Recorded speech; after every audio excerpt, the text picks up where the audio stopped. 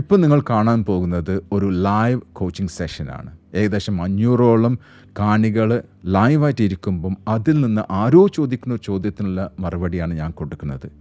ഇത് ഒരു keynote speech അല്ല, ഒരു പ്രസൻറ്റേഷൻ അല്ല, ഒരു ട്രെയിനിങ് അല്ല. അപ്പോൾ ഇതിനൊരു കോച്ചിങ് എന്ന നിലയിലാണ് നിങ്ങൾ കാണേണ്ടത്. നിങ്ങൾക്ക് വേണമെങ്കിൽ പറയാം ഇയാളുടെ പ്രസൻറ്റേഷൻ നല്ലത്. I am not a presenter right now. ഈ ഒരു സമയത്ത് ഞാനൊരു പ്രസൻറ്റർ അല്ല, ഒരു ട്രെയിനർ അല്ല, ഒരു ഫെസിലിറ്റേറ്റർ അല്ല. ഞാൻ വെറും ഒരു കോച്ചാണ്. ഞാൻ ആരെയും തന്നെ ഫോക്കസ് ചെയ്യണില്ല. ആ ചോദ്യം ചോദിച്ച ഇൻഡിവിജ്വലിനെ മാത്രമാണ് ഞാൻ ഫോക്കസ് ചെയ്യുന്നത്. ഈ ഇൻഡിവിജ്വൽ ആരാന്ന് പോലും എനിക്കറിയില്ല, എവിടെ നിന്നാണെന്ന് അറിയില്ല, ഐഡൻറ്റിറ്റി ഒന്നും ഞങ്ങൾ റിവീൽ ചെയ്യാറില്ല, ചോദിക്കാറില്ല. ചോദ്യം ചോദിക്കുന്ന ഓരോ വ്യക്തിയുടെ പൂർണ്ണ സമ്മതത്തോടു കൂടിയാണ് ഈ ഒരു വീഡിയോ യൂട്യൂബിൽ പോസ്റ്റ് ചെയ്യുന്നത്. ചിലർ ചോദിക്കാറുണ്ട് നിങ്ങളെന്താ മലയാളം ഇങ്ങനെ സംസാരിക്കുന്നത്. മലയാളം എൻ്റെ ഫസ്റ്റ് ലാംഗ്വേജും അല്ല, സെക്കൻഡ് ലാംഗ്വേജും അല്ല, തേർഡ് ലാംഗ്വേജാണ്. ആ ഒരു മലയാളം കപ്പാസിറ്റിയും കേപ്പബിലിറ്റിയും വെച്ചിട്ടാണ് ഞാനിത് മാക്സിമം ഞാൻ എത്രത്തോളം നന്നാക്കാൻ പറ്റുമോ അത്രത്തോളം നന്നാക്കുന്നത്. ഈ ഒരു കമ്മ്യൂണിറ്റിയിൽ ഫ്രീ ആയി ജോയിൻ ചെയ്യണമെന്നുണ്ടെങ്കിൽ ഞങ്ങൾ അപ്ഡേറ്റ്സിനെ കുറിച്ച്, ട്രെയിനിങ്ങിനെ കുറിച്ചോ അല്ലെങ്കിൽ കോച്ചിങ്ങിനെ കുറിച്ചിട്ടോ എല്ലാം ചോദ്യം ചോദിക്കാൻ ആഗ്രഹം ഉണ്ടെങ്കിൽ നിങ്ങൾ യൂട്യൂബിൽ ഡിസ്ക്രിപ്ഷനിൽ 2 ലിങ്ക് ഉണ്ട്. ഒന്ന് മലയാളത്തിനുള്ള ലിങ്ക്, ഒരു വാട്സപ്പ് ഗ്രൂപ്പിലേക്കുള്ള ലിങ്കും, മറ്റത് ഇംഗ്ലീഷ് വാട്സപ്പ് ഗ്രൂപ്പിലേക്കുള്ള ലിങ്ക്. അതിൽ ഏതിലും നിങ്ങൾക്ക് ജോയിൻ ചെയ്യാം, അല്ലെങ്കിൽ 2ലും ജോയിൻ ചെയ്യാം. I'll see you in the WhatsApp group. Sir എനിക്ക് ചോദിക്കാണ്ടായിരുന്നു. Okay, good. ഇത് യൂട്യൂബിലിടും, പ്രശ്നമുണ്ടോ നിങ്ങൾക്ക്? ഇല്ല, ഒരിക്കലല്ല. ഒരിക്കലില്ല. നിങ്ങൾക്ക് എന്താണ് ഈ എൻഡ്, ഈ ഒരു സെഷൻ്റെ ചിലപ്പോൾ 10 മിനിറ്റ് ആയിരിക്കാം, 15 മിനിറ്റ് ആയിരിക്കാം, അതിൻ്റെ എൻഡിൽ നിങ്ങൾക്ക് കിട്ടേണ്ട ഒരു ലൈന് മാത്രം പറയാം. What is it you want to get by the end? Work satisfaction. Okay, work satisfaction. ആ ചോദ്യത്തിന് ഒരു ചോദ്യം കൂടി ഞാൻ ചോദിക്കട്ടെ. ഇത് നിങ്ങൾ വേറെ ആരെയും കീഴിലാണോ വർക്ക് ചെയ്യണത്? തീർച്ചയായിട്ടും അതെ. ഓക്കെ, അവിടെ ഡിസിഷൻ എടുക്കുന്ന ആരാ? നിങ്ങളാണോ അല്ലെങ്കിൽ നിങ്ങൾ എംപ്ലോയർ ആണോ? എംപ്ലോയർ ആണ്.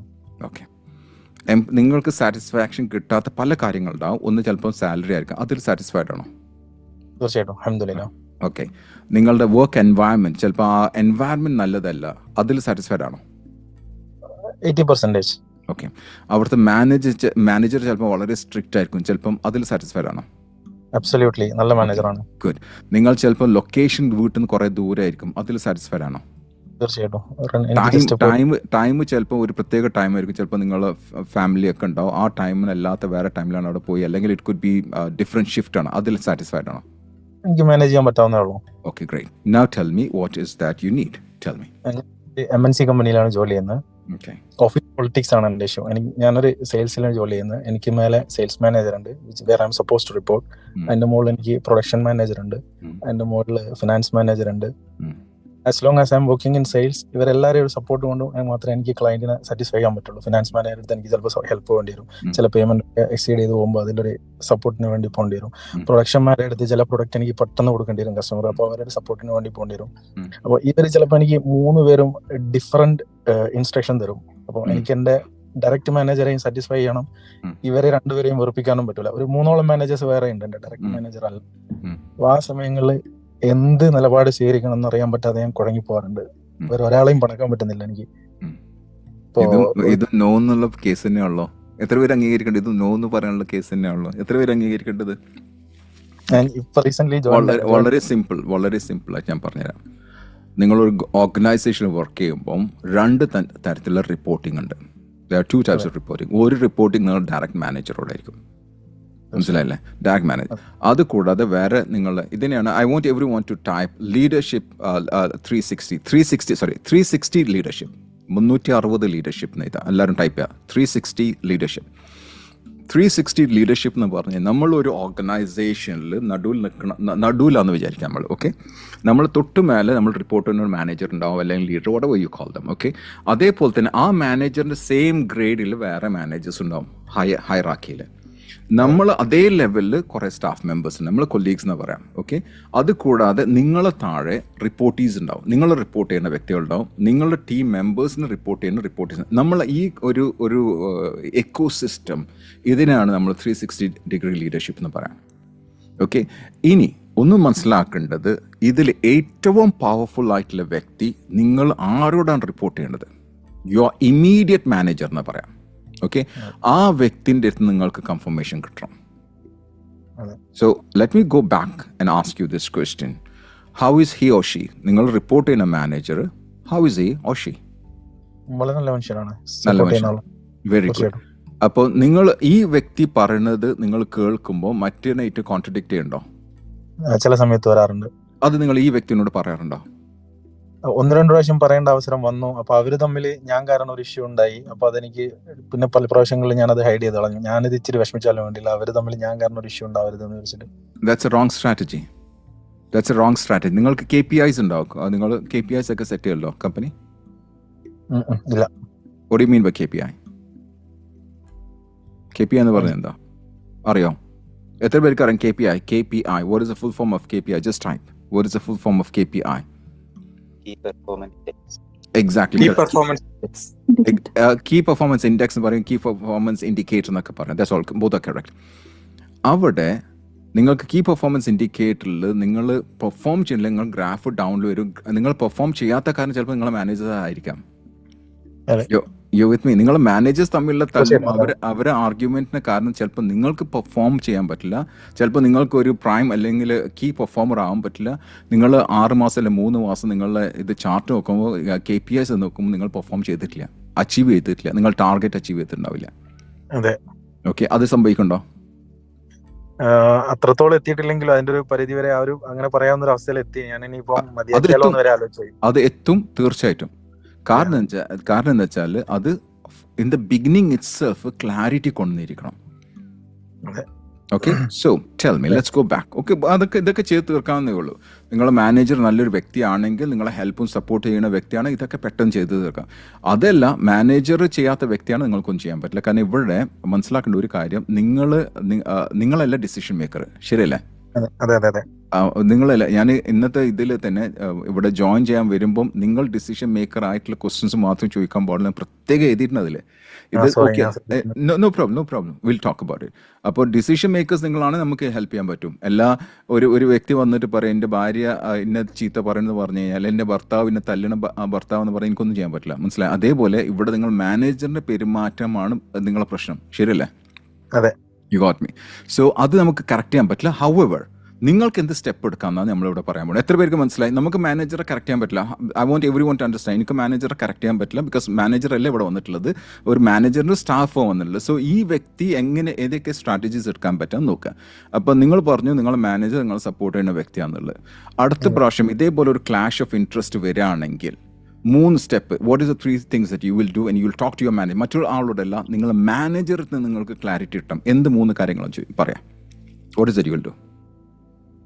ഇങ്ങനെ ഒരു ഇൻസിഡന്റ് ഉണ്ടായിട്ടുണ്ട്. അപ്പോ ഇത് ക്ലിയർ ചെയ്യാനുണ്ട്. ആള് പറഞ്ഞതില് നിങ്ങളെ പറ്റിയും ഒരു പരാമർശം ഉണ്ടായിരുന്നു. ഇനി എനിക്ക് എന്താ മുന്നോട്ട് കൊണ്ടുപോകുന്ന അറിയില്ല. ബ്യൂട്ടിഫുൾ. അത് ഒരു വാചകത്തിലാണോ പറയാ, അല്ലെങ്കിൽ ഇമെയിലായിട്ട് റിട്ടേൺ ആയിട്ടാണോ പറയാ? നേരിട്ട് പറയാൻ പറ്റും, സംസാരിക്കും. No, never do that. എത്ര പേർക്ക് മനസ്സിലാവുണ്ട്? ഒരു കാര്യം നമ്മളെ മാനേജറോട് തന്നെ പറയുമ്പം എത്ര പേർക്ക് മനസ്സിലാണ്? Never do that. Never talk until otherwise you have got an evidence. നിങ്ങൾ പറയുമ്പം അത് ചിലപ്പോൾ നിങ്ങൾ പറഞ്ഞില്ല എന്നൊക്കെ നാളെ പറഞ്ഞു വരാം. Always make sure that you have got A black and white something with you. Because tomorrow എന്തെങ്കിലും സംഭവിച്ചു കഴിഞ്ഞാൽ you can say that I have sent you an email. വളരെ സിമ്പിൾ ആയിട്ട് ഇമെയിൽ ആവാം, അല്ലെങ്കിൽ വാട്സപ്പ് ആണ്. വാട്സപ്പ് മെസ്സേജ് നിങ്ങൾ you can share your WhatsApp. I don't know whether that works in your company or not. However, you must be having something as evidence. എത്ര പേർക്ക് മനസ്സിലായി? Never just verbal ആവരുത്. Verbal ആണെങ്കിൽ തന്നെ it has to be document. ഇതിനാണ് നമ്മൾ documentation എന്ന് പറയാം. I want everyone to write a DOX.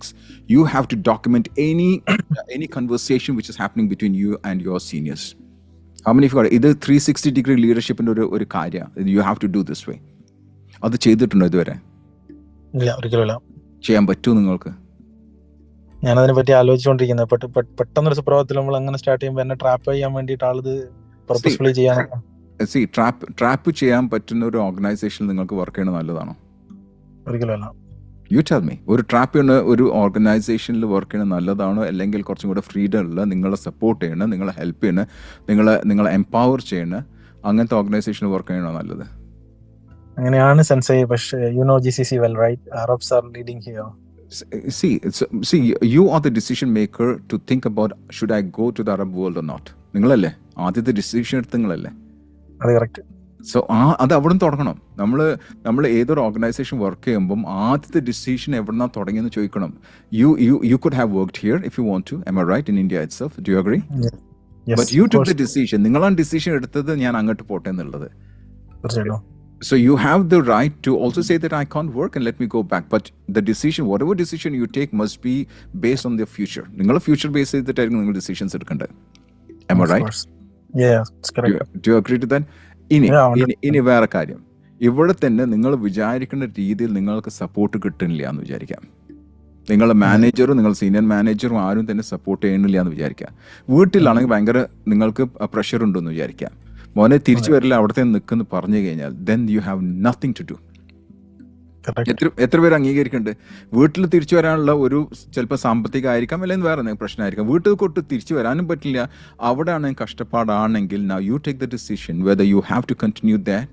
Now this becomes a toxic environment. ഇതിനെ നമ്മൾ ടോക്സിക് എൻവയറമെന്റ്, TE എന്ന് പറയാം, അല്ലാണ്ട് type toxic environment.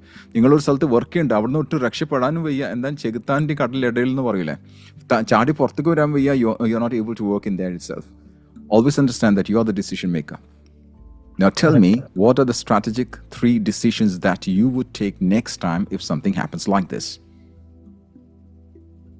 I have to write an email. Good. Number 2?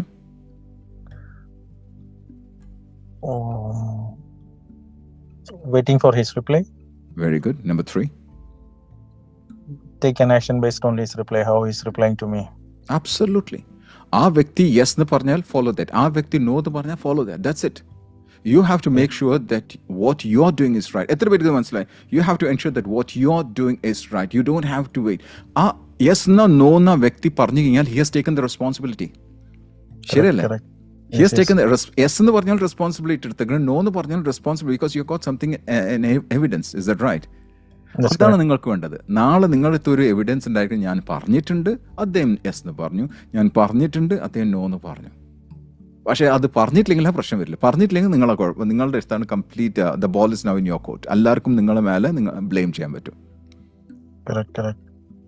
You got some sort of clarity? Exactly. You're happy with that? Yeah, so happy. Thank you so much. 0 to 10. 0 to tell me, how happy are you? 9. What was your clarity before you came in? It was 0, absolutely. I was searching in sky what to do. Thank you very much. Thanks a lot. Thank you very much. I wish you all the best so that you get clarity in your life and you got the guts to say no to things that is not impacting you in a positive way. Thank you. Let's move on to the next caller, please.